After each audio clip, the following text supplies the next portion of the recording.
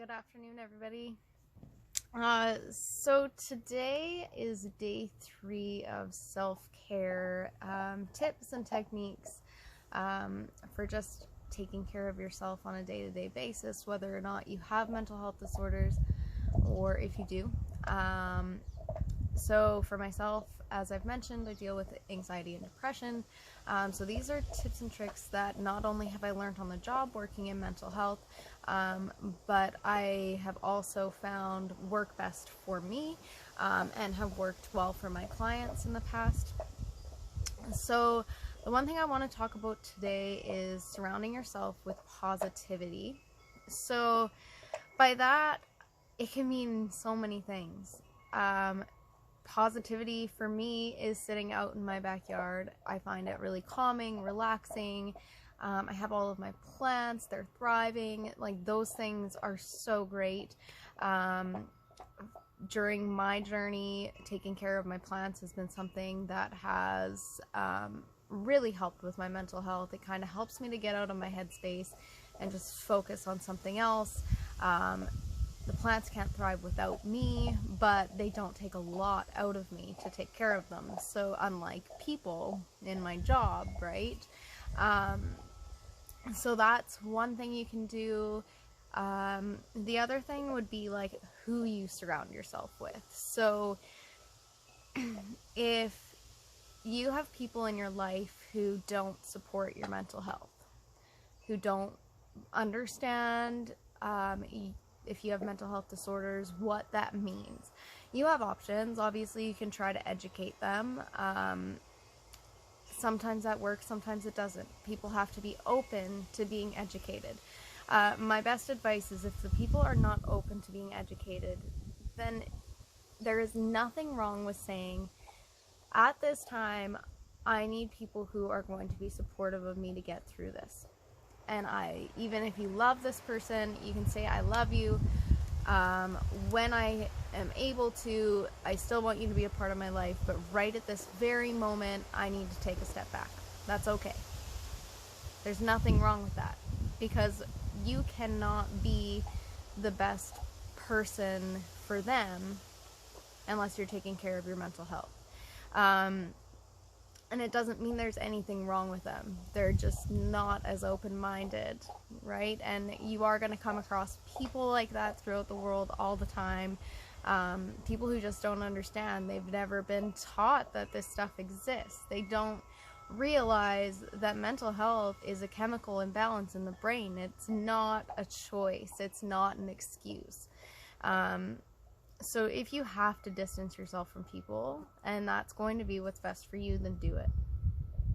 Because like I said, you are the most important person in your life. The other thing that I find personally is that I cannot watch the news. So when I watch the news, everything is really negative. It's not to say I can't watch it once in a while. I don't completely avoid negativity, because obviously it's going to be everywhere. And if you completely avoid it, then you're kind of totally ignoring an issue, right? And that's not healthy either. But I just make the conscious choice to not watch it every single day. Because when I watch negative things, things about murders, things about, even about COVID sometimes can be really overwhelming. Like when, like Italy was having all of their issues and how bad that was getting there. That was really hard on me, and it actually raised the cortisol levels in my brain. And if you remember from one of my last videos, cortisol is the stress hormone that's in your brain. And in a depressive and anxiety-ridden brain, cortisol is one of the most prevalent neurotransmitters in your brain, and that's the reason why you feel the way you feel. Part of it, anyways, without getting too complicated. You don't have enough of that serotonin, if you recall, to counteract that, to make you feel better, to regulate your moods. So I try to avoid raising my cortisol wherever I can. And the other thing with that is on Facebook, when you're scrolling through Facebook, or You know, I don't use Twitter, but I'm sure it's the exact same on Twitter. When you go through and you're seeing all of these sad stories, you know, GoFundMe pages for people, and you know, people losing babies and whatever it may be. I try to, it's not that I don't care. The problem is I care too much. I have to scroll by them. I can't immerse myself into them. And maybe you're not as sensitive to that kind of stuff, so it's totally going to be a personal preference. But those are things that I do to kind of help surround myself with the positivity. Again, listening to the proper kinds of music. I talked about music therapy yesterday. So, you know, listening to positive music, that makes a big difference. So the more you surround yourself with positivity and kind of let go of that negativity, and the more you practice self-care in general, you're actually creating new pathways in your brain. So, like, picture your brain as a whole bunch of roads. It's just a whole bunch of road system. It's a big city with a bunch of road systems. If you don't use the roads, you're not maintaining them.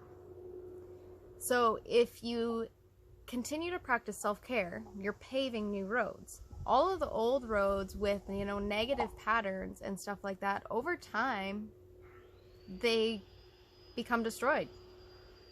So you don't automatically go back to those roads anymore. So, like, if you're, you know, if when you get upset, all of a sudden you start talking down about yourself and that's just become habitual, that's a paved road. So when you start instead, you know, maybe using positive affirmations every morning, you're paving a new road, and eventually that road's going to go away. And then what does that mean? That means that now when you think about yourself, it's automatic that you think positive things about yourself. So paving new roads, that's what self-care is all about. That's what, you know, there's a therapy called cognitive behavioral therapy. That's the goal of cognitive behavioral therapy, is creating these healthy roads. So that's kind of why I think it's so important to be sharing all of these self-care tips, but you have to make sure you practice them. And so the other thing I kind of wanted to add today, I thought it would be a good part of this segment, was just a little bit about anxiety and stuff like that. So and it's very much on that note about the pathways and how you think about yourself. So I just want to give one specific example. With anxiety and depression, obviously, some days the little things are really, really hard. And it's okay to have bad days. There's days when you wake up in the morning, you don't want to get out of bed. Having a shower is a chore. So it's like, basically one day I got up, I had a shower, I stood in the shower, and I had enough energy to wash my hair. I looked down at my legs, and my legs were starting to get hairy, and I just could not bring myself to shave them. I could not bring myself to wash my body. It seemed like I just did not have the energy. I did not have it in me to finish taking care of myself in that way. So instead of getting out of the shower and feeling disappointed in myself, or feeling like I've let myself down in some way, what you need to do when those things happen is you need to say it's okay. And you need to reward yourself for the things that you've done. So instead of getting out and being like, oh my god, like, why didn't I just do it, and blaming myself, I got out and said, you know what, it's okay. I washed my hair today, and that's big. That's huge. Might not seem huge to somebody without mental health, but it is huge for people with. And so you get out and you say, it's okay, I did it. I did something for me, and that's great. So remember to reward yourself for the small things, because to you, they are not small. And that's where I'm going to end today's video. I do want to kind of get into talking about a little bit more about anxiety and depression, specifically about like why they happen, and try to make it obviously as simplistic as I can, because I know a lot of viewers might not have a background in mental health, and I think it's really important to kind of get an idea of what's going on in your brain if you do have mental health. A lot of people are just like, why is this happening to me? I don't understand, and they feel broken, they feel crazy. You're not. There's actually things going on in there that you cannot control. And that's where, like I said before, that's where an antidepressant might come in handy. So anyways, that's it for today. Stay tuned for the next 2 days. We're going to go over like physical activity as a coping strategy, and we're going to go over some things like breathing techniques and meditation and something called grounding, a whole bunch of different kind of techniques that you can do. Anyways, have a beautiful day today, and I hope you find some happiness. Love you all. Thanks for watching.